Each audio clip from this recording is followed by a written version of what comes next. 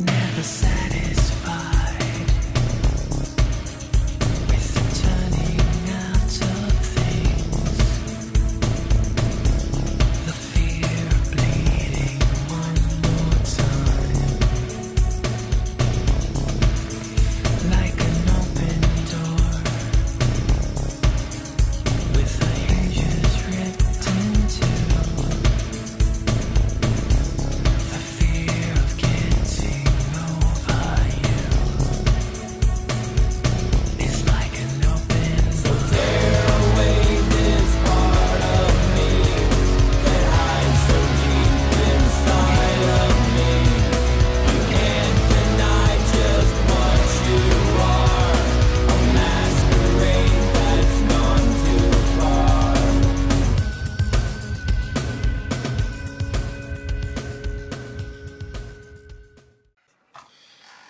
Greetings, Kindred. I am voivodemekhet. Welcome to our world of darkness and the ST journal for session 6 of the Fort Myers by Night City of Palms LARP that I run. We had session 6 last night on January 4th, 2025. This is our first session of the new year. It was hectic, to say the least. First off, we had location issues. We were not able to play where we typically play because the hosts of our venue, which is Lost World Books in Fort Myers, Florida, were out of town, which they gave us plenty of advance notice. We had a month. But the place where I had decided where it was going to end up being just like basically a what is that, flash mob kind of situation. Like, we didn't ask, we didn't do anything, we were just going to show up and do it. We didn't realize that there was also an event happening in downtown Fort Myers last night. I guess it was the Seafood Festival and the Art Walk, which I knew it was Art Walk. I didn't know it was the Seafood Festival. So I didn't know that where I had been planning on running the game was going to be taken up, which, if I had known it was a big event like the Seafood Festival, which is a once-a-year deal where all the restaurants and stuff get together, it's a taste of the town kind of situation, probably would have known they would have gone right where we were going, which was the amphitheater in Centennial Park, which would have been a great place to play. Unfortunately, we could not. However, we did have a backup location, which ended up being the downtown Fort Myers Library, where we played outside. It's called Corn Dog Plaza, affectionately called Corn Dog Plaza by everybody.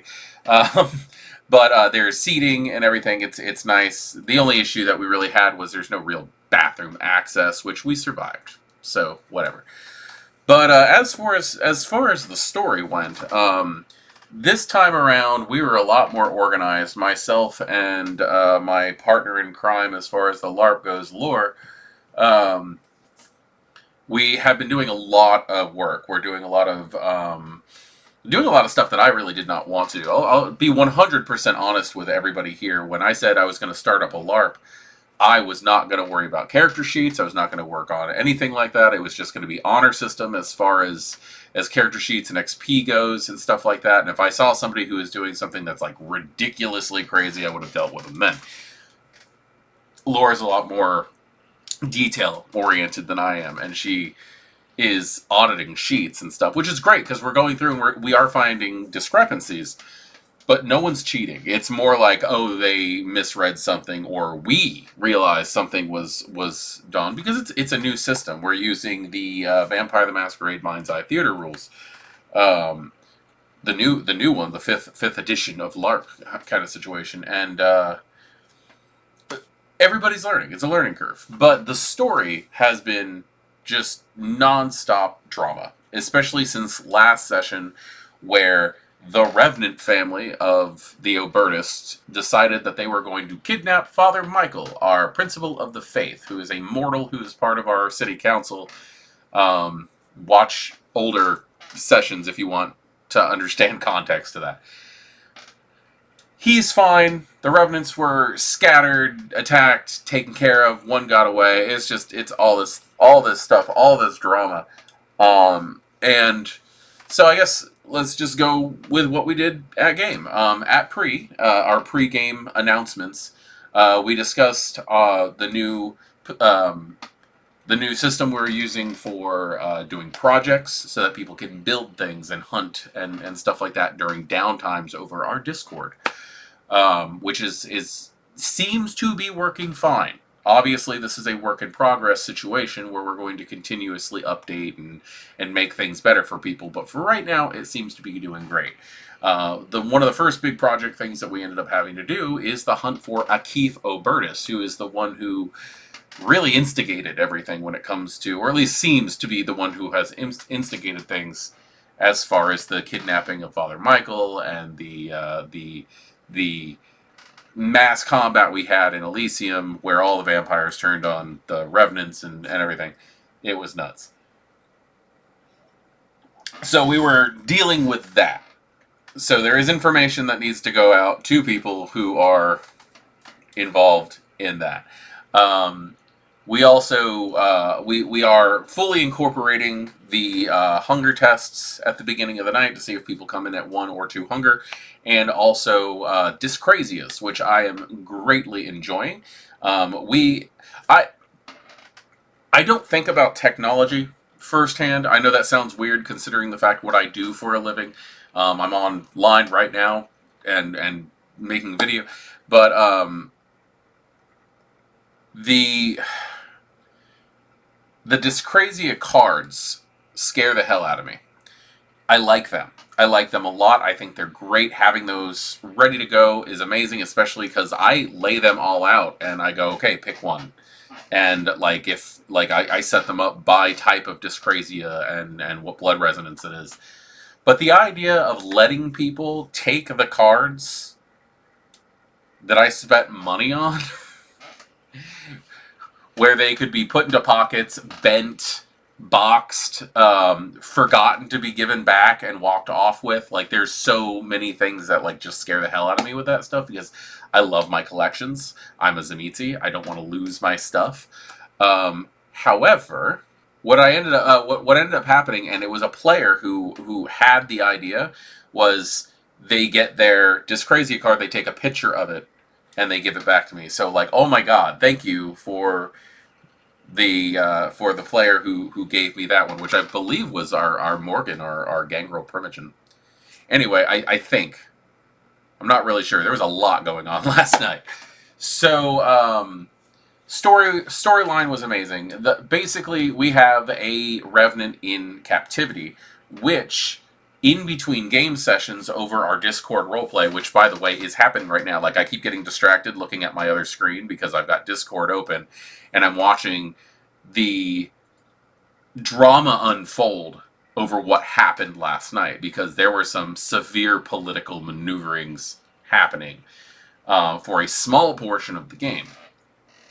So one of the Revenants, Nicholas Obertus, which, by the way, oh my god, we have so many characters who are a Nick, Nikolai, Nicholas, Nicolo. Oh my god, most of the games are Nicks, and they're all doctors. We have Nicholas Obertus, who is a young Marine who has been taken in by the Obertus family. He is a relative of theirs, but did not grow up in the compounds of the Revenants. And our Zemitzi Primogen, yes, I use those two words together. We have representatives for most of the clans so far in Fort Myers. The goal is to get all of them. But Javier, our Zemitzi Primogen, wanted to embrace Nicholas because they thought he would be useful. The Prince, the character that I'm currently playing right now, who is Prince Abraham Charles Myers, who's the guy that the city is named after, he was like, you know what? I don't want to have to kill this kid. I don't want Nicholas to have to die. And embracing him is a good idea because he won't be loose on the street with his military training. And also, he doesn't seem like he's effectively an innocent. He's not involved as deeply. And we can't just let him go. at this point. He's seen too much. He can't be dominated to forget. Turning him into a ghoul is a thing. Who do we give him to? Like, obviously he's a revenant. He should go to the Tzimisce. There's just like, there's so much going on. And Nicholas is also one of the few survivors of the revenant attack due to his skills and his combat ability. So Javier asked the prince. The prince, in private also, he asked the prince in private if he could embrace. The prince sought counsel from the sheriff, Courtney. And then, after they talked it out for a little while, he went back to Javier and said, give me a little bit. I'd like to discuss things. I made it quite blatant that I was going to discuss things with the rest of the Primogen without his presence there, because I wanted to really get what their thoughts were. Not to mention, this is a good chance for some social maneuvering. There are some political backstabbery that people need to learn, and basically the prince is like, if I let the Tzimisce be the first person in the city after I call Praxis to embrace, am I pandering? Am I just giving in to the Tzimisce? Am I kissing their ass? Am I showing favoritism to this clan? Is it something that the higher-ups in the Camarilla, because we have a Justicar that comes down every few months to check on the city's progress, is that going to look bad to the rest of the tower? So I allowed the Primogen to discuss what it was, and they all had their ulterior motives, but there were unanimous decisions that Nicholas obviously cannot live. One way or another, that night, he was not walking away with a heartbeat. They all decided that, why don't we let Nicholas decide what clan he wants to become? Let's give him a crash course on the clans, let him decide, and he ultimately chose Clan Bruja. So the Primogen of Clan Bruja, again, another Nick, in fact, Nikolai, who goes by Rasputin, because he's Russian, he ended up embracing Nicholas. So we got our first in-game embrace, which was awesome, because there are conversion rules in the book on how to turn a ghoul into a vampire, which ended up working in his favor because we have our own specific rules for ghouls, and one of the things is we have our own specific rules for revenants, because that's not really part of this system, which they're just modified ghouls effectively with a few more perks. But he ended up he's going to end up being a pretty damn strong vampire. It's going to be a lot of fun. So while all this is happening, we have a new vampire who ends up coming. Oh God, I'm sorry, I'm jumping all over the place as I do. We had a funny situation also last night, because Father Michael, our human, has a situation where he suffers from stigmata from time to time due to his faith. And he suffered from it for the first time during an Elysium session last night. And the scent of blood in the Elysium was funny. I really, unfortunately, I did not run the majority of my game last night. Lore ran the majority of the game last night, because I was playing Prince, having a Primogen meeting, which, by the way, we were, our Elysium last night was the setting. We were playing it at the library, but the setting where we were playing was the Imaginarium, which is a science center that, like, elementary schools go for field trips in our area. But, so, like, while all this is happening near, like, the Stingray touch tank and, like, the electricity displays and all the toys and stuff like that, the council of the Primogen are in the planetarium having a true, horrifyingly, like, detailed discussion of how this person is going to die tonight. And it was a lot of fun, but I didn't get to partake in a lot of the storyline that was going on, which a lot had to do with bringing in a new vampire, because every session is going to have a new vampire, but it's slowing to a trickle, thank God. The player of Akif, obviously with effectively an active blood hunt for his character, He's pretty much out of the game at this point. He's running as more of an NPC. Is anybody gonna get him kind of situation? The hunt continues. But so he brought in a character. He brought in a gangrel, who's a zoologist, who has a famulus as a monkey. The idea of Gould primates bothers the hell out of me, but we're going with this.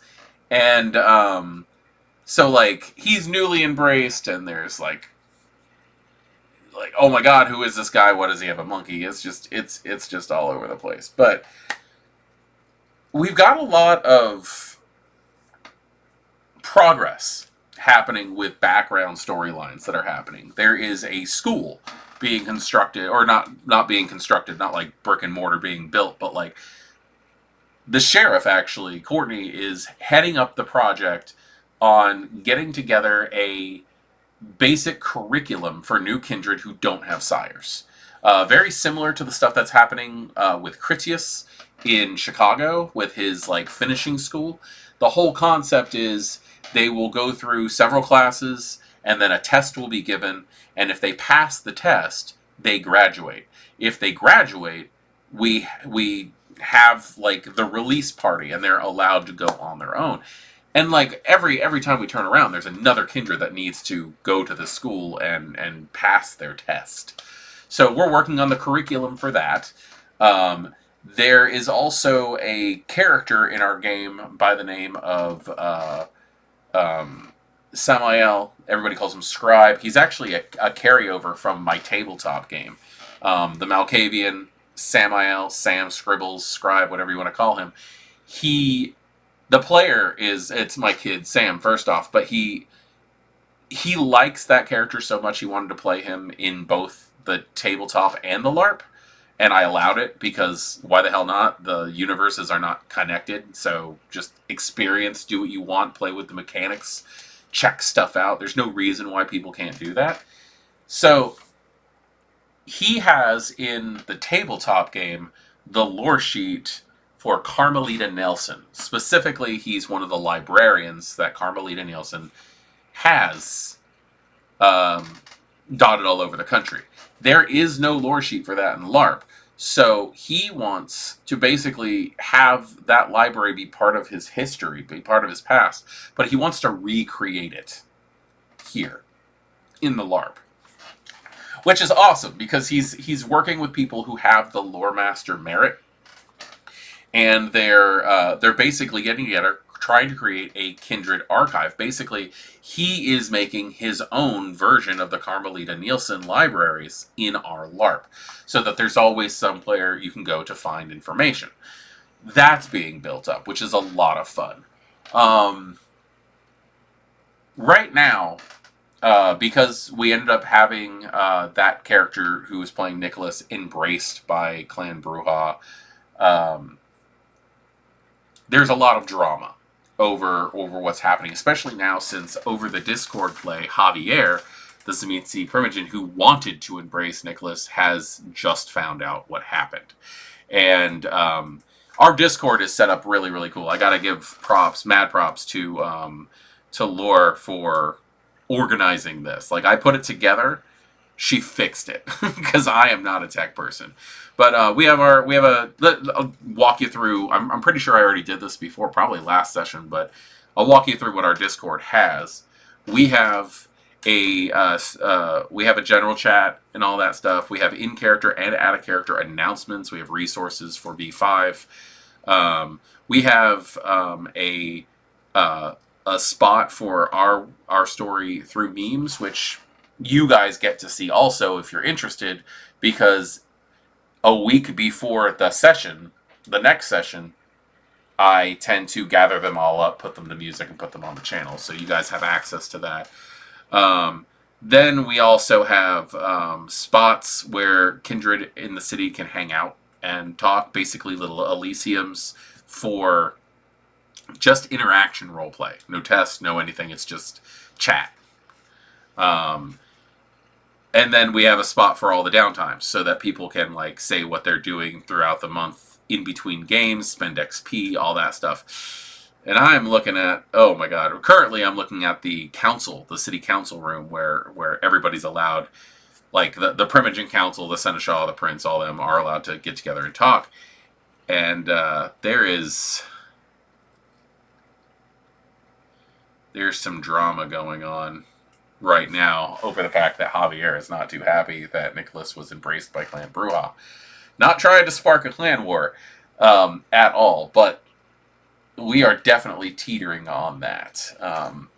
That's really all I got. Next month, February, we will be back at Lost World Books.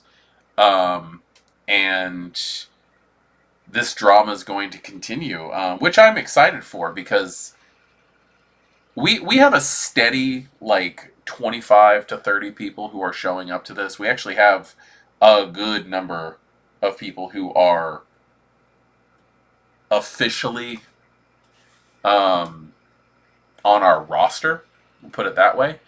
But the ones who come every month, or at least they try to get there every month, are so dedicated, and it's amazing because you get to see these heated conversations and these backhanded threats, and this vampire on vampire politics is it's like watching cats that have never seen each other cross the street to each other. You know, there's a lot of hissing and growling. But then after game, we tend to go to like IHOP or Denny's or some whatever 24-hour greasy burger place we can find, and we just relax and hang out and talk and enjoy each other's company and scare the hell out of servers because a lot of us are in costume, and not to mention we usually walk into a place when it's dead and no business is going on, and then there's like suddenly 30 of us there demanding waffles. So this is going great. No regrets whatsoever on this LARP. I really wish we could do this more often, truthfully, but as it is, my schedule is jam packed with the fact that the Discord games that I run that are open for Patreon participants, for me, are running 3 times a week. Sundays, Tuesdays, and Thursdays. But then there's also other games on top of those that I run.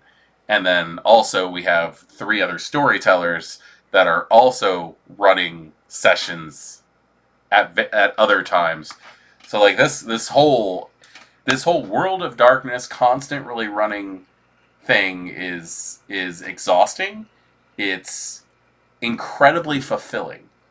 And there's so much enjoyment. I am having so much fun with my life currently. I hope everybody else can say the same thing in 2025. I understand that this is a stressful year, and we're all just biting at the bit to see what happens next. But I'm focusing on my escapism. Seriously, though, real world first. But this is my real world, funny enough. So anyway, I am voivodemekhet. Thank you for joining me with this Dev Diary, ST Diary, for Session 6 of the Fort Myers by Night City of Palms LARP, which is held in Fort Myers, Florida, primarily at Lost World Books, unless something happens that stops us from being able to do that, and then apparently we're at the library. But yeah, thank you for joining me, and I will see you guys in the next one. Good evening.